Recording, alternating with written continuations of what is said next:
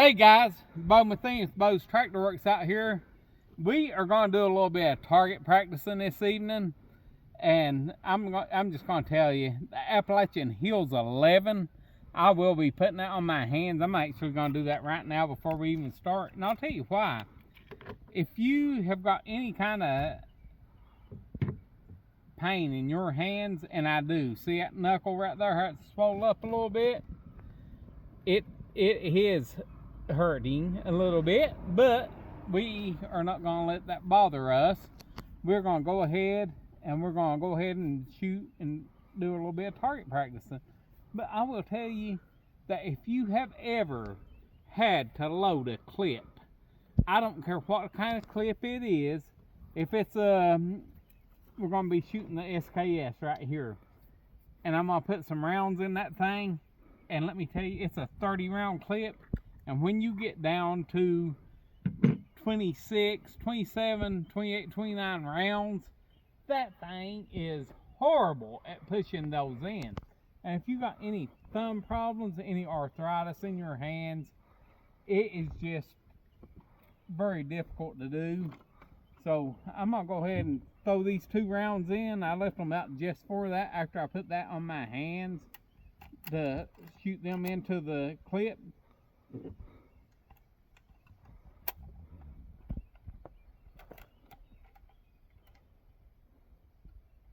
This is a Chinese model gun, so I'm sure it's a Chinese model clip also.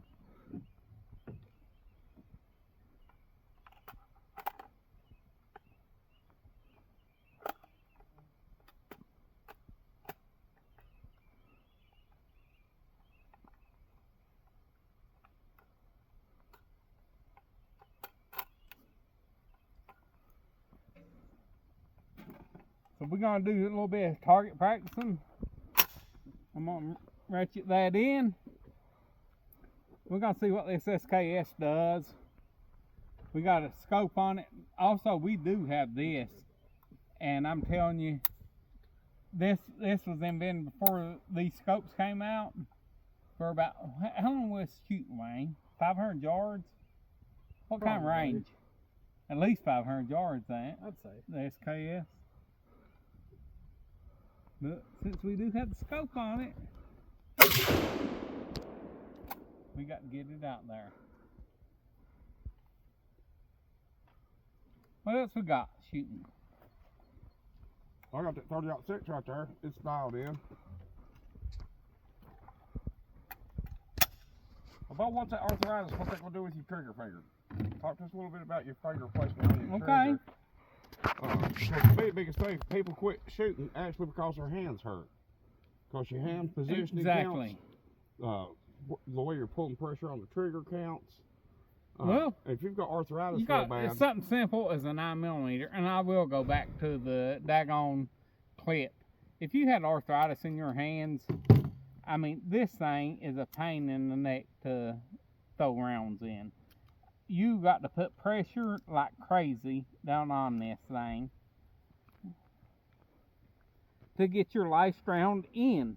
And you want a full magazine anytime you're shooting. So we're going to go with that. Now, if you had arthritis in your hands, what would that look like? What goes into shooting a firearm? You stance, and I always use like a little T stance. What I use. Your breathing control. I always use my breathing control. Let off when you squeeze the trigger. Your sight alignment, very important. But if your fingers ain't working, it don't matter if any of those 3 do. They just ain't gonna work. But when you've got the Appalachian Hills XI on your hands, it don't matter if they have been hurting or not. You reach back like this. You set your trigger, and I always use that bend right in my finger so I don't. And there you go. You pop that round off, and it is just as smooth as it can be. Now, different calibers of guns. Wayne, you got something a little bit bigger than this. Greg, you got something a little bit bigger than this. Go grab that judge there, Bo. I brought that judge up here. Okay. Jonathan brought it up. I'm gonna grab the judge. Everything is ready to fire. Okay. Same difference. Now this is, I have not shot this firearm before. I'm still in my stance. I still got my side alignment going to come up right now, and you got alignment, and you just breathe, inhale, and then you exhale and fire that round off. So Wayne, show us something a little bit bigger caliber. You got anything a little bit bigger than the 9, the SKS, the 9, the Judge? What we shoot? The 45 right then, Greg? No, it's 410. 410 round through that? Okay. I got double barrel 12 gauge. And Oh my gosh. What you got before you got the double barrel 12 gauge? You got anything prior to that? the 7.62 by 54R. That's pretty interesting little gun, ain't it? That is a nice looking gun. All right, tell us how you're going to get out here and shoot that firearm. And how would you do it with your hands hurting or your feet hurting? Either one. Well, if they're both hurting, I probably won't be out here shooting. But It's hard to stand and hold it. That's kind of the point. Yeah. yeah. I mean, it'd be harder to get that thing locked in place, or if you're trying to load it. Still big round in there. Let's see what we got. Well, it's about 5, but we'll just put 2 in it. And you gotta hold her good.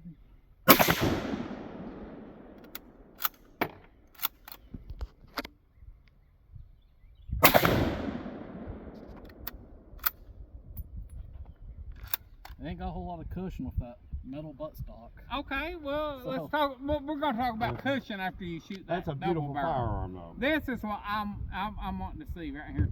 Actually, Greg, come over here. What you got going on? What you got to shoot? Well, I brought this 30-06. Okay. Got that off Daddy years ago. And this is probably one of my favorite guns out of all of them. And I think we're all ready.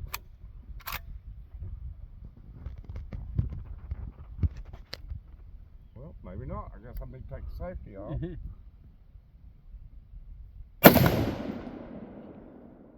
Okay. No, and then on my finger on my trigger, I try to get the center of my pad. I try to really focus on squeezing gently, and then after the fire, hold it down for a second. The follow through on it. Now, if you got arthritis in your hands, you can't do that. You just keep your thumb up. You want it to kind of be in line with that. You don't want to like grip the crap out of it. But if you've got arthritis in your hands, I mean, you're just not going to do this. Well, what would that do? Say you did have arthritis. You're shooting at say 300 yards, and you got arthritis on that trigger squeeze, and you pull that just a little bit. What is your end result gonna be at the end? I mean, because your hands are hurting, and you pull that just a little bit on your end. What is that end gonna look like? Absolutely. If you've got any discomfort in your finger at all, you're going to pull one way or the other. I mean, generally, it's going to pull one way or the other, depending on which side of your finger that you're pulling on, and you're in an awkward position if your hand's hurting anyway. I mean, so long distance shooting is just about out of the question if you've got arthritis in your hands. And I think Wayne can attest to that. He's pretty adept at long range shooting. What if your target is where you meant to go, but what if you got some daggone other structures or something over here to the left of it or to the right of it? You know, how detrimental could that be? That could be very detrimental unless you're in an emergency situation. You're not going to be firing where there's structures anywhere around. Right. But, you know, if in a bad case scenario and you had to, I mean, well, that's why we practice. Where that round winds up is, I mean, it's lethal. You need to know where it's going. Once it leaves that one's that's your baby.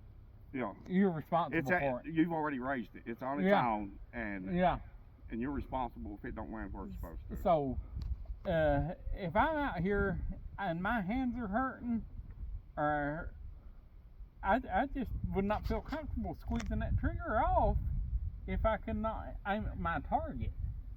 Yeah, because you're going to pull. If you're uncomfortable, if you got arthritis in your hands, I mean, you're going to pull it one way or another. I mean, There's just no way around it. Or your wrist if you're shaking, because it's too much pain in your wrist. Yeah, absolutely. Put it somewhere you don't want it. And Wayne can tell you how just these little minute things can make a big difference, especially if you're doing long range shooting. I mean, it doesn't take much at all to just throw you completely off your game. And when you do, it could be life or death, especially to the shooter. Especially to the shooter. Yeah, absolutely. If his hands are hurting, and here's the thing, if you're a security officer, law enforcement, and yeah, you're trying to shoot a suspect, and you wound up hitting Joe Cornbread out here in you know what I'm saying? And all of a sudden, who's in trouble? Not your suspect. All the odds are off of him. It's you. Yeah. It's you all day long. Wayne, what are you shooting, bud? What we got up here? Got a couple of 12 gauges. What's this that you brought, Greg? 30-30? 30-30. That one I don't think is loaded, Wayne. You can check it and see, but I don't think I loaded that one up. No. And then what? And then just some 12 But I do love gauges. those lever actions. Yep, they are. They're a lot of fun. Throw a couple of lever actions out, Wayne. Wayne's a 12 gauge expert, kind of. So pick your less lethal first, and let's see Or what? 12 gauge? Yeah, your 12 gauges. They're all pretty lethal. Well, I know. Pick your less lethal first. I got the swamp gun, and I got the Mossberg 500. Shoot that Mossberg. Let's see what that thing does.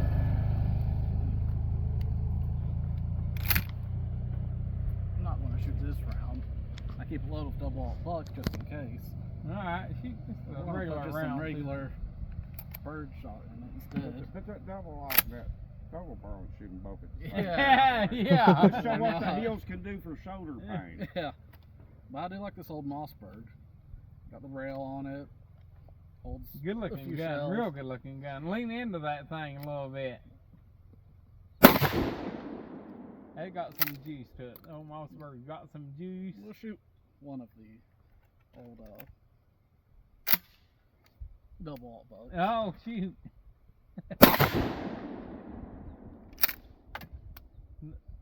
But they're good guns. Got that heat shield on it.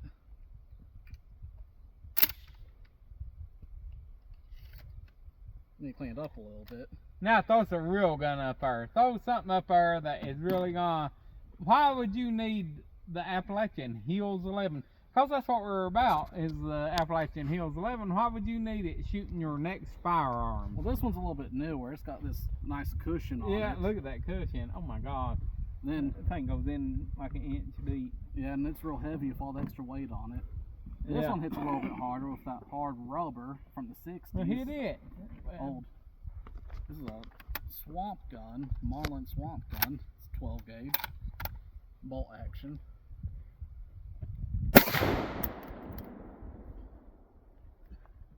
It's a little bit older. Clip doesn't like to stay in. Well, it's got so much juice to it. I can understand that. It's a little better if you keep your hand on the clip, I guess. Yeah, yeah. That's a real fun one. Got the adjustable choke on it, Ooh, which is real nice. that is pretty nice. Now, a couple hours of skeet shooting, you're going to feel that in your shoulder. Oh my Oh, God. yeah. Now, wait, now, skeet shooting. What do you really like to skeet shoot with, Wayne? I guess the old double barrel would be a fun one to use for that. But it kicks a little bit. It kicks like a mule. It ain't got no, it has Now, no before rubber. Jonathan, get over here and get in the front of that just for a minute before you even put a round in it, Wayne. Yeah, it's empty. It's empty gun. That is the ultimate self-defense firearm right here. Right. You can't beat a 12 gauge double barrel. No. No. Alright, throw us a couple rounds in that, Wayne. Let's see what that thing does.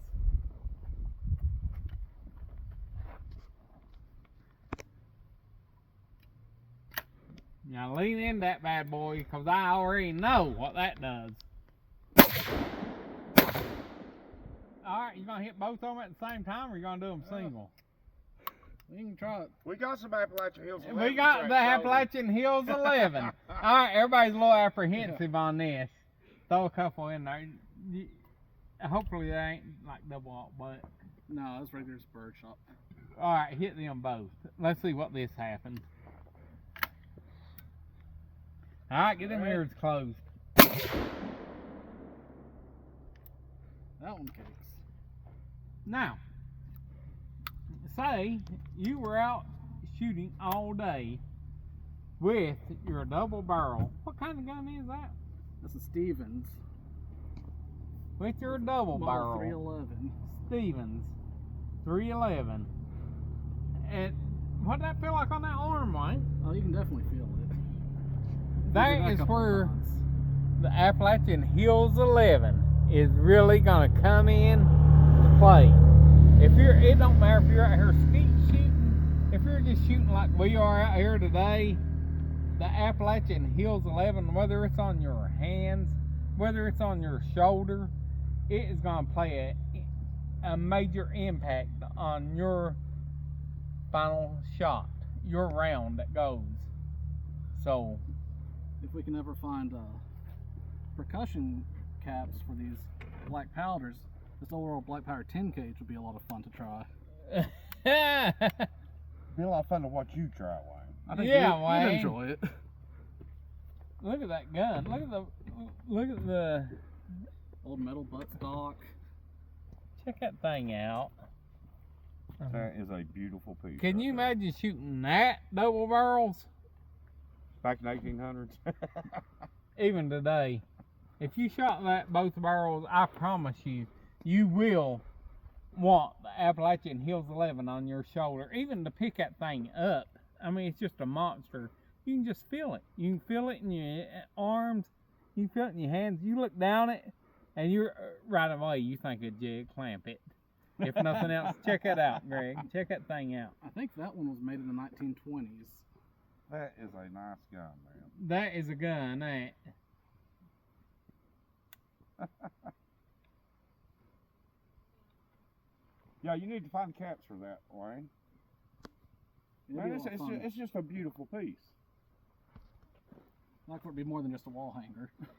Yeah. We want to be out here. The next video we shoot, we will probably be shooting that 10 gauge double barrel. Wayne will be shooting that 10 gauge double barrel. Maybe we can talk. Jonathan, maybe you might want to shoot that thing. I mean, maybe we could talk Wayne into breaking out some more of his collection on the next video, because he's got some impressive stuff here. Pretty neat guns. I do like World War II ones, like this Mosin, and I got an Airsoka in there.